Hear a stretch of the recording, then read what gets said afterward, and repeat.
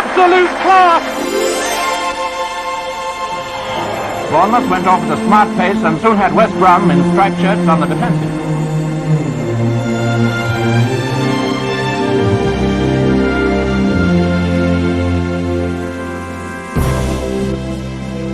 I think a shot's too far, it isn't. Matt Holland driving, he scores! An amazing goal, straight through the wall! We are here to stay, to play again another day. We have been a long time here to survive another 100 years. Here we are, here to stay, to play again. Oh, this old ground seems some drama in its time. I bet I could tell a few stories. When we beat the likes of Manchester United and Tottenham Hotspurs. Or when Ted McDougall scored 9 goals in one game. What a record! Of course. It hasn't always been like this, no. Dean Court was opened in December 1910. All it was at the time was a roped-off field in Kings Park. That was actually donated to the club by the Cooper Dean estate. There was a big, almost like stately home where Chase Manhattan is now.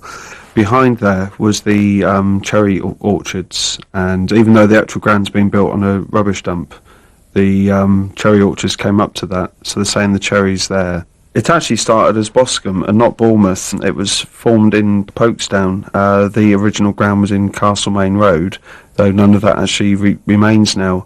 The first club that was formed in 1890, they disbanded, but from that club, Boscombe Football Club was formed in 1899, and they played in the Bournemouth Junior League and also the Hampshire Cup, and that was the main roots of the present-day club.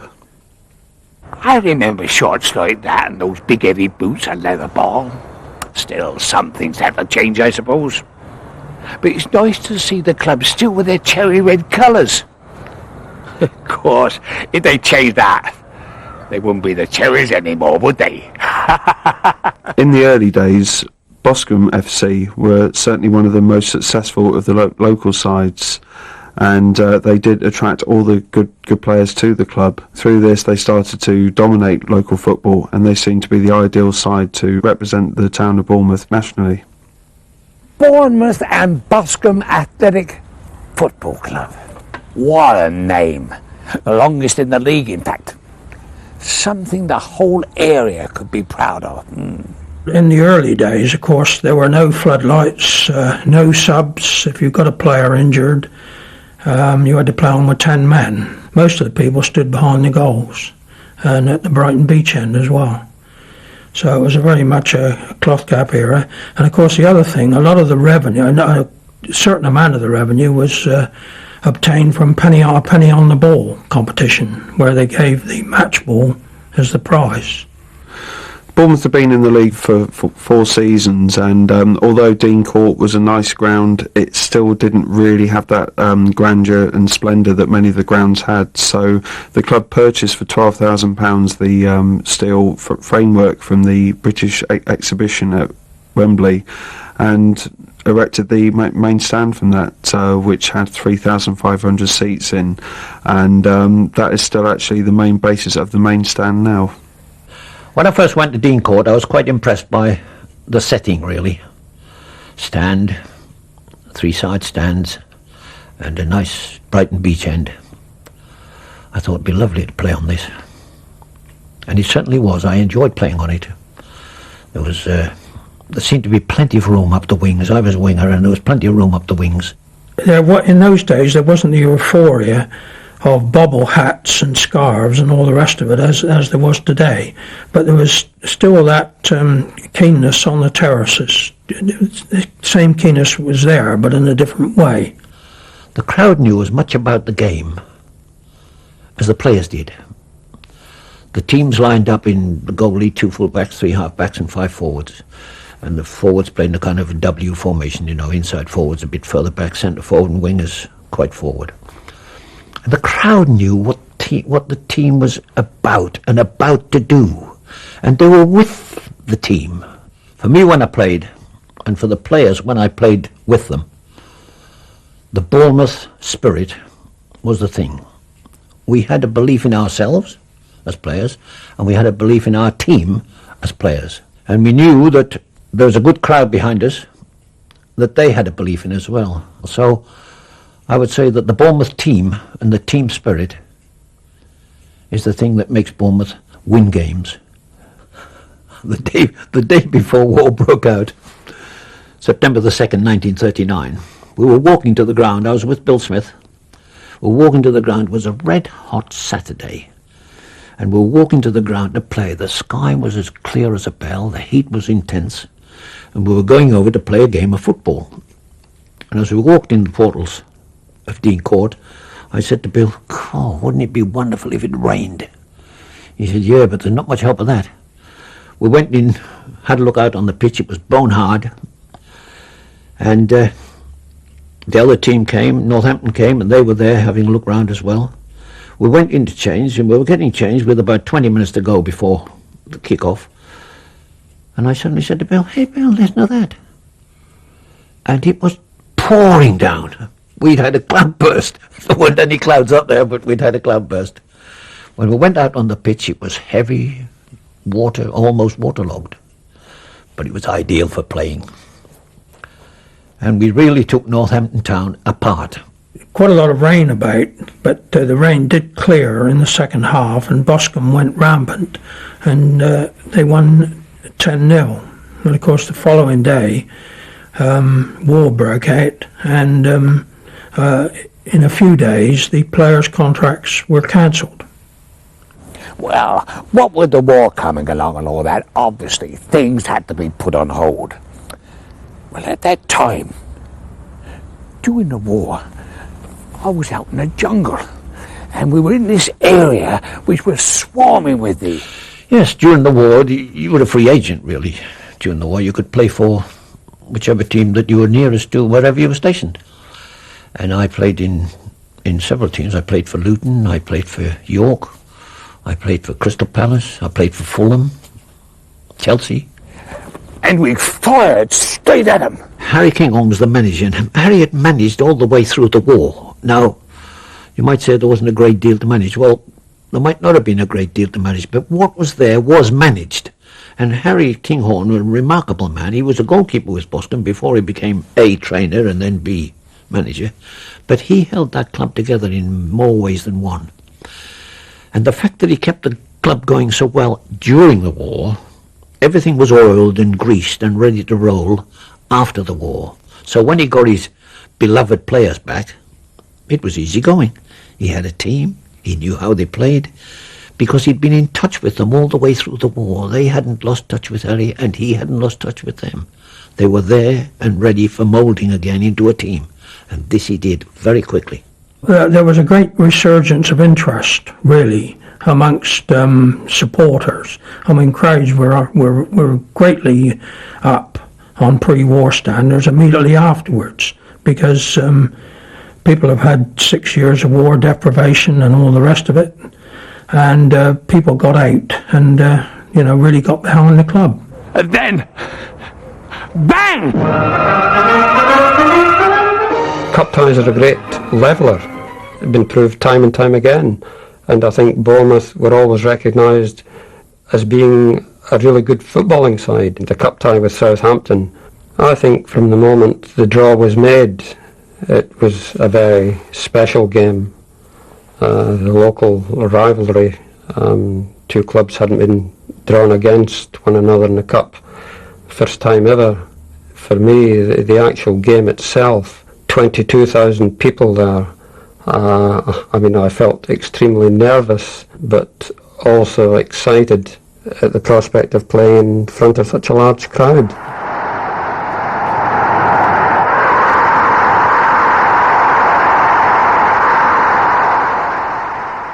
It was just another world to me, because coming from a mill town area to these lovely shining sands and sunshine, and you didn't need a coat, no jumpers or anything. Yeah, wonderful. Lots of people who had been to Bournemouth said, "You will enjoy it then." the town itself. And, well, when I came here, I was met at the central station, and Arthur Cunliffe, the trainer, we went a run on the seafront just to, you know, to show me what it was all about. And that day, well, I'm a Bournemouth fan. My recollection and memories of Bournemouth are all good, all first class. From the players I met there, played with there, over the 5 years I was there, were the best times of my life. The game started before a capacity crowd. Supporters were cheering clear and loud. As Bedford and Newsham did their most. Even Tottenham uprooted a Wolves goal post. Was a wonderful victory. The day the post snapped was quite a laugh. Wasn't at the time. We were doing all the pressing. And I can remember the incident very clearly, having dribbled round the goalkeeper, but I'd put myself at a tight angle, and I didn't know whether to have a go at goal myself or pull it across the face of goal, which was the best thing to do, the safest thing to do, which I did. I pulled it across the goal, and Reg Cutler's running in, and the fullback, both seemed to collide as they got near the ball. Neither of them touched it, and I think Reg ran into the net, and the fullback got hold of the post, and between the two of them, snapped it off. We were expected to lose the game, because Wolves at that time were the champions of Europe, with probably at least 5 internationals in their side, so we were definitely underdogs going up there, but having overturned that and won the game 1-0, going home was special. And that was that. Anyway, by then the Cherries were starting to take centre stage, and the whole town was buzzing. And what with the media attention and all that, well, there was no stopping us. Imagine Bournemouth on every big screen in the country.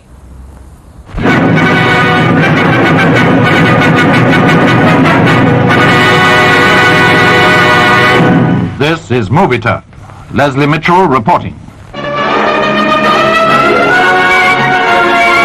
Ticket-holding fans at Bournemouth found the law on the lookout for forgeries. If it's a good ticket, clip it. The crowd was in a state of unsuppressed excitement when Spurs, in white shirts, kicked off against the team that ate up the Wolves in the last round.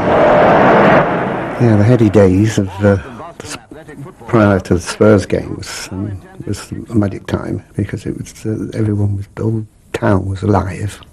Everyone spoke to you on the street, and it's one of those times that you never take away from you, and they were the happiest times. And going up and hearing about tickets changing hands for £5 or £10 in those days, when the price of a seat in the stand was only equivalent to nowadays 40 pence, and that was for a seat. The Bournemouth and Boscombe Athletic Football Club, the Cherries to you, now intended to kick Spurs right out of the cup, and in 15 minutes Norris showed the way to do it.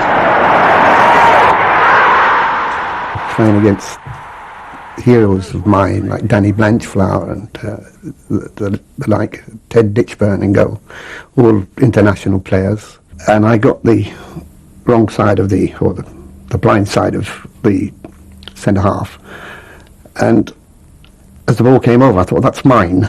I can, I've got myself in the right position, and that's going to be mine. But I was probably on the 18-yard line, which is a long way, putting a header in against the likes of Ted Ditchburn. And I glanced as I'm up there in the split second that you're going up, and I saw Ted Ditchburn coming out. And I think, come, because I knew I'd scored then, because I only had to sort of lift it over and just knock it over the top of it and into an empty net. So. All right, said the Cherries, we've got the answer to that one, and so they had. Newsham put them ahead again. If you listen closely, I think you can still hear the roar of the crowds, the feeling of excitement and expectation. when watching all those great star players. David's at home to Goliath when white-shirted Bournemouth from the 3rd Division meet the reigning league champions Manchester United. We were playing against the top teams of England. In fact, I think they were 1st, 2nd and 3rd in the 1st Division, those 3 mighty clubs. Bournemouth under attack again, but it's headed away, and inside right, Stanley Newsham races forward to beat Eddie Coleman to it. The Busby Babes themselves, the names, they were all magical names. To be actually on the same ground as them was an honour. But, you know, we went and gave as good as we got, I think, and they were just, it was their day, so they went through. Godwin parries, and in the back and forth tussle, the ball is handled by Lyons. Manchester are awarded a penalty kick. Berry takes it, and Godwin hasn't a chance. Manchester win, but Bournemouth have gone down with colours flying. Well, the one game that I remember mostly was the Manchester United Bournemouth game. And I squeezed into the 27,000 that were there, and thrilled to every kick and every whistle and every shout that went on. I was there, part of it, and the crowd were right behind Bournemouth. We were lifting them, we were bearing them on our shoulders, we were doing everything but score for them. They'd always had a cup reputation for knocking out the big boys in the cup. You know, I remember, was it 1957 would it have been, when I think they beat Tottenham? And finally they went out to Man United that year, and it was a year, I think Ollie Norris was famous for jumping up and down in front of one of their players who took a long throw in, and it was that they built that reputation of being great cup fighters, and I think we carried that on over the years, you know, beating people like Man United, Newcastle, and it was a difficult place for people to come and play. We've had them all here in our time. Matt Busby, Charlie George, Georgie Best, Nobby Stiles, and we've had some of the youngers like Gary Lineker, really great players. I came in 72. And it was a tremendous, we had a good side, and I came here because of the good players that were here, really. I could see the club going through the divisions. I felt this club could push on and certainly get promoted that year, maybe end up playing in the 1st Division Premier League as it is now with Bournemouth, because the players here were such good quality. McDougall and Boyer, magnificent strikers, you know. Machin, people like that, Mel Machin, Tony Powell, so many good players, David Jones, all went on to be international players. Trying to breast it down there for Mitchinson. Cave again, turning it now for Miller. Redknapp wanting it over on the right, but it's with Machin again, and now with Redknapp.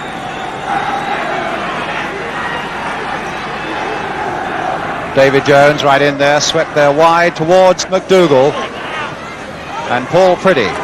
In the 70s, to all Bournemouth fans, Ted McDougall was the club. He was a star. It was the days of George Best, Charlie George, but in Bournemouth it was him. It was Super Mac, as he was always known. There was no bigger player at the club than him. I mean, just scored every week. He looked good. He opened his shops up in town. He was Bournemouth. Redknapp with a chance to cross it, flicked on by Mitchinson. Dougal in there! And McDougall almost got it, and he did! Ted McDougall! Well, I came down from York in my little Mini, and I just couldn't believe it. I mean, it was like palm trees, and there was actually white sand. I mean, coming from York, I mean, you don't see a lot of ocean there. And we went training, and all the players looked suntanned, and they looked like they were from the south of France or something. And then we went, and we had an afternoon off because it was too hot to train, so he took us to the beach. I mean, this is like, what have I come to here? It was absolutely fantastic. The chairman was very positive, and his outlook, what he was wanting the club to do, and they got promotion. A certain amount of money was spent to be able to get that, I have to say, but the really good times. The Ted McDougall's, who was a legend in himself. I think he scored 9 goals in one game, and I was playing in that game, a game against Margate in an FA Cup. I remember, I think I'd scored 4 by half time, and I remember coming off, and we'd scored 11, and coming in the changing room after, and everybody was like laughing. It wasn't not laughing at them, but laughing. It was like 11-0. This doesn't happen. that team would have certainly gone into the second division as it was in, and maybe even end up playing in the old first division. You know, we had that many good players, and we were certainly good enough to have achieved that. Dickie Dowsett, who was a former player at the club, he returned from Crystal Palace to become commercial manager at the club. He decided to change the name to a more continental style, which is AFC Bournemouth, though the club's company name always remained Bournemouth and Boscombe. Apparently it was changed to AFC Bournemouth. You see, the A took it near the top of the alphabetical list. I bet all the shop weren't all that impressed. We were top of the league with the likes of Aston Villa, Notts County. I remember gates here of something like 20s and 24,000 people. It's amazing now when you look at the stadium and think, well, where did they put them, like, you know? But that was the case, but we were playing very good football at that time. And certainly from my point of view was a learning process still, the 3 or 4 years I was here. I scored 40 goals in 2 seasons for York City and scored a number for Liverpool Reserves, and never knew how I scored. People say it was just natural. But when I came to Bournemouth, I would say 75 to 80% of my goals were work goals that with the rest of the team that we used to do from Monday through Thursday. We used to practice, but not only practice, but learn. We actually learned. It was the first team I've ever been on that everybody was on the same page. All of that team eventually went into the first division at some stage. So that just shows you the quality that actually came through this football club. And, you know, there was obviously the first division then, it's the Premier League now. But they've been, the football club has been a great service from a point of footballing wise for feeding Premier League clubs. Good ball for Machin.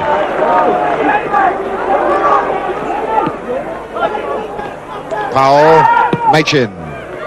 Flick on from Sainty, and that's Boyer with number 2. Phil Boyer gets number 2. It's so nice to see that those lads who have played for Bournemouth have gone on to even greater success. Now that's really what it's all about.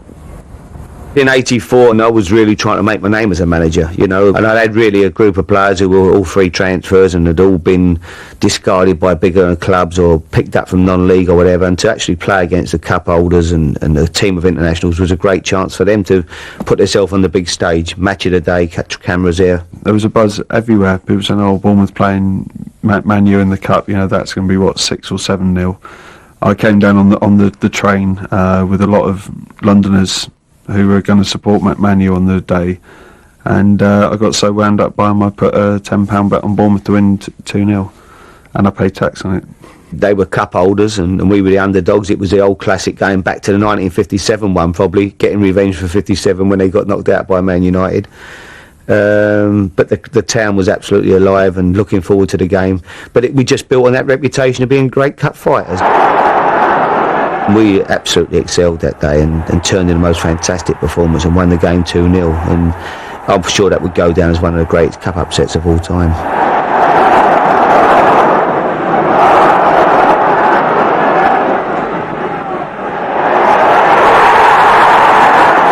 I think Harry Redknapp was a very accessible manager. You looked at him and you didn't think he was aloof or anything. You thought, yes, Harry is going to do it for this club.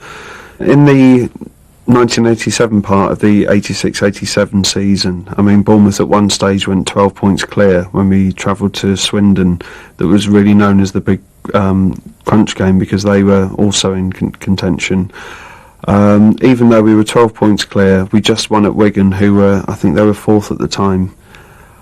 I was still convinced that something was going to go wrong. You know, I had a team that started to do very, very well, and we were in the top 3 all season. To think we got 97 points that year, it's still a record. With a team really that had cost £70,000.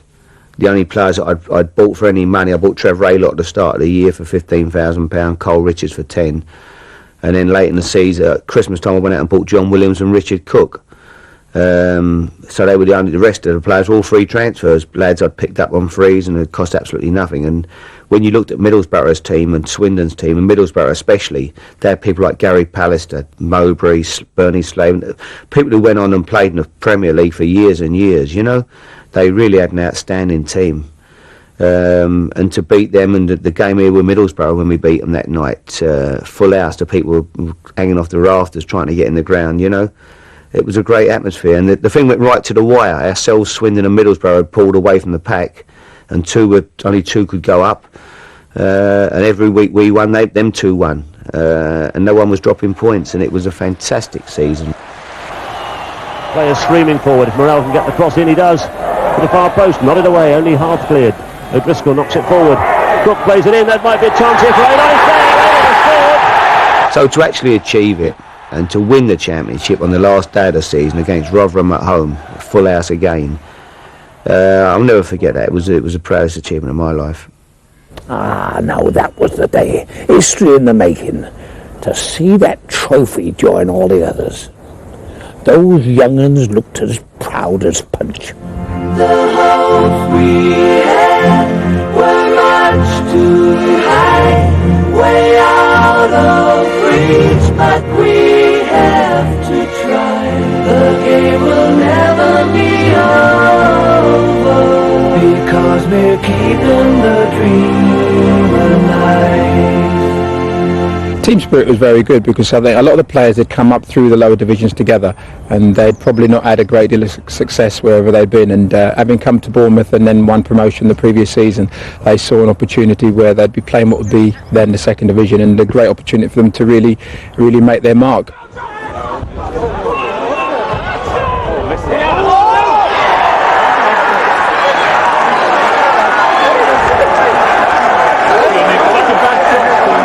It was strange because I used to play alongside Luther but clean his boots at the same time, which was a little bit strange, but it was part of my job. I was an apprentice, I got paid me £29.50 a week a night to do it.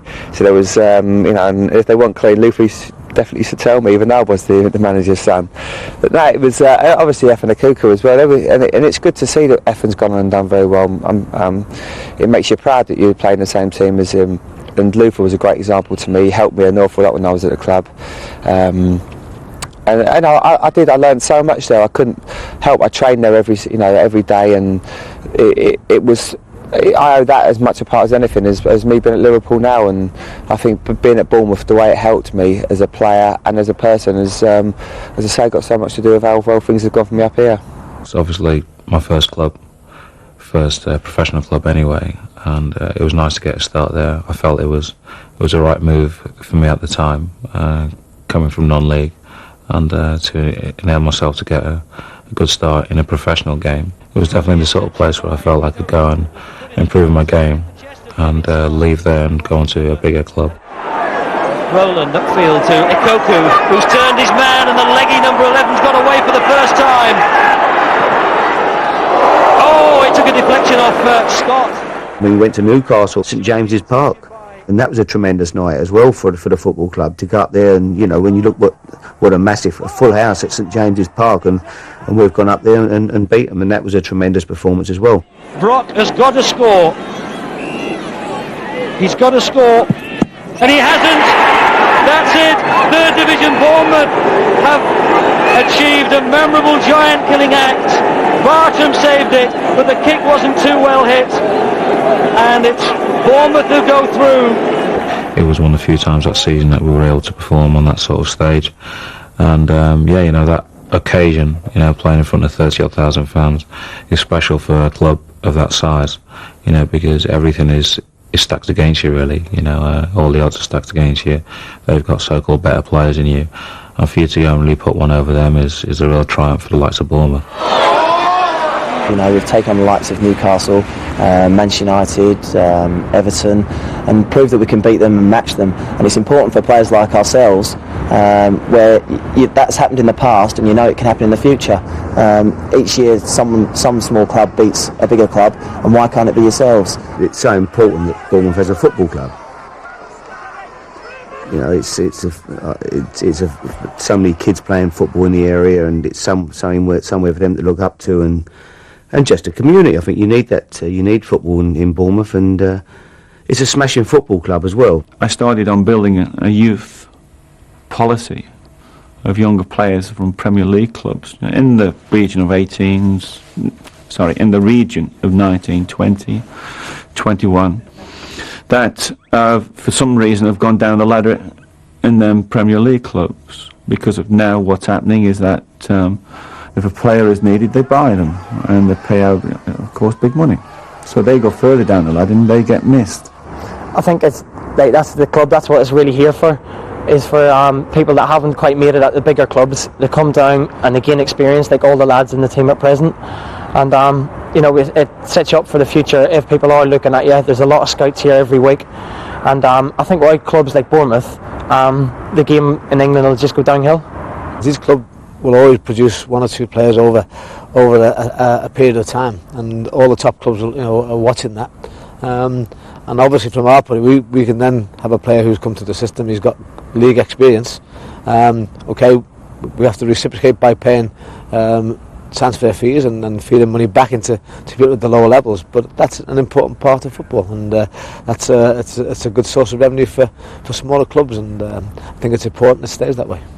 Jamie obviously came through Bournemouth system, Tottenham, Bournemouth, and again, sometimes it's good for the confidence. It makes them grow up that little bit quicker because of experience at a better level.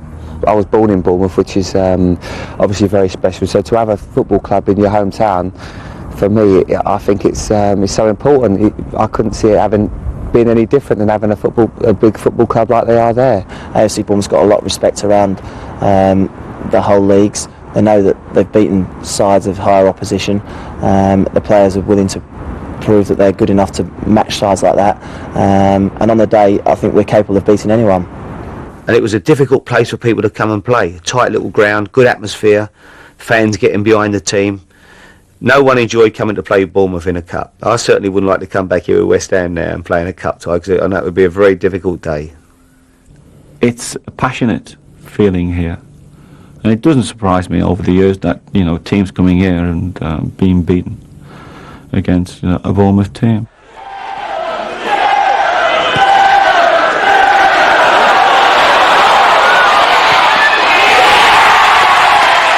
Every town needs a football club, whether it be in the first division, whatever, because I think football is something that brings lots of people that normally wouldn't mix, brings them together. I mean, you see it every time now. You go up in sort of like the sort of hospitality areas of the football club. There's people there that normally probably wouldn't go to be associated with football, but now they are, because of maybe for business, but also now they are really getting a love in for the game itself. They are always going to be in a position where they will probably have to sell players, you know, if big clubs come in and make good offers for people, and that's how we survived over the years that I was here.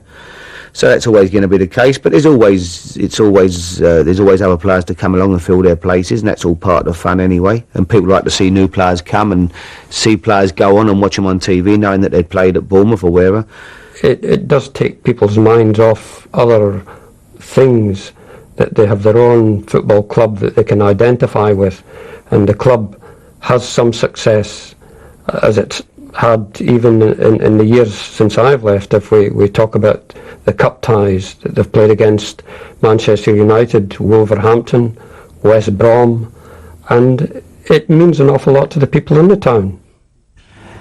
I just can't imagine Bournemouth, you know, without a football team, and I think a lot of supporters feel exactly the same. I used to be a supporter. I used to be a young lad going up to ask for someone's autograph, and it's a case of being able to give something back to the fans, where it means so much to them, and it means a lot to me to give it back to them.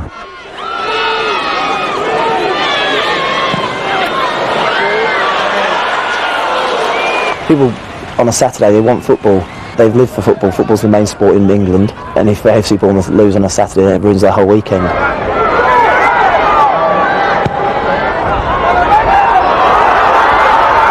You go for the adrenaline that's seeing your team winning 1-0 away from home, and there's 10 minutes left and you're under pressure. It's what it's all about, because I can't say that any Bournemouth fan who is watching their team away from home winning 1-0 can honestly say they're enjoying it. You don't. You hate every minute of it, but at the same time, you love every minute of it.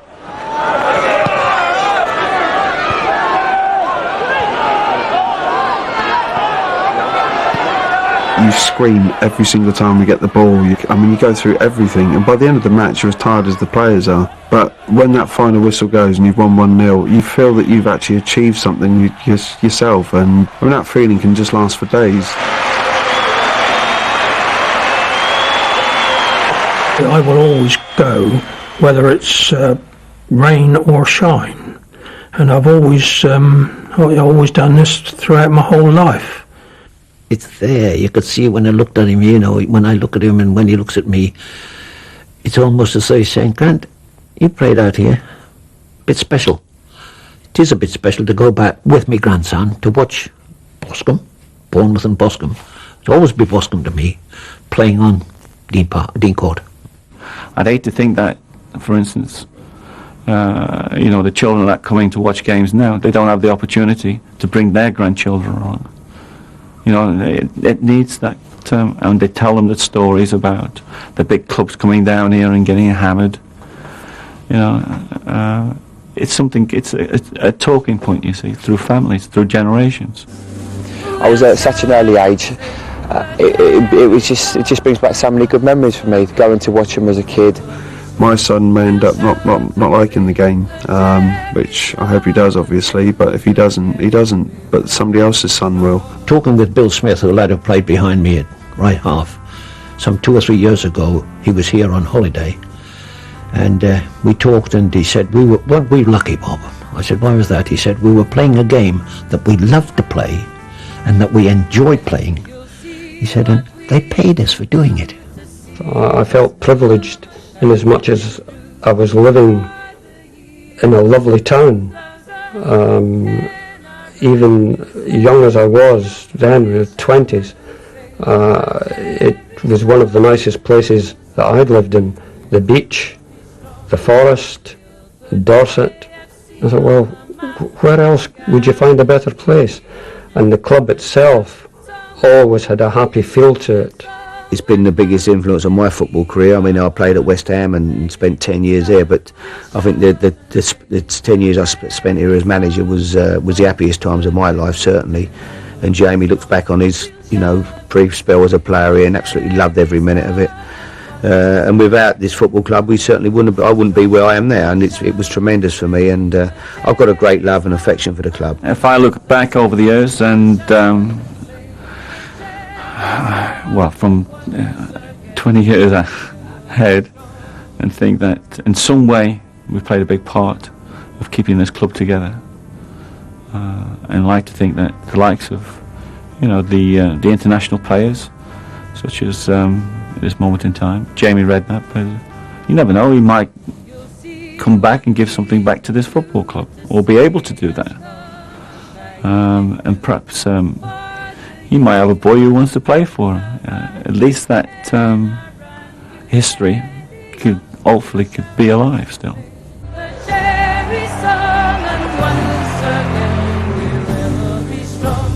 I mean, it doesn't matter how good Liverpool and Manchester United are, they can't keep playing against themselves all the time. There's nothing more exciting than the FA Cup and that. That's part of our heritage, that's part of the game. To keep our Bournemouth playing in style. Well, Bournemouth changed my career, changed my life. Clubs like Bournemouth, particularly this level, are important because you've got all these young players who've got aspirations of being players within this community, and it's nice for those players to be associated with their own club. They all dream of Liverpool, Manchester United, but I happen to live in Weymouth, or I happen to live in Poole, and I'd want to go and see my team play, and now this is my club, and they'll always be my club, as a kid, and you think like that. And I think it's very important that every community should have a professional club of any size of town or city. They should have an identity. You see, it's a whole community, a family. something that's an important part of British football. We finished yet? Oh, I don't think so. I think we've only just begun.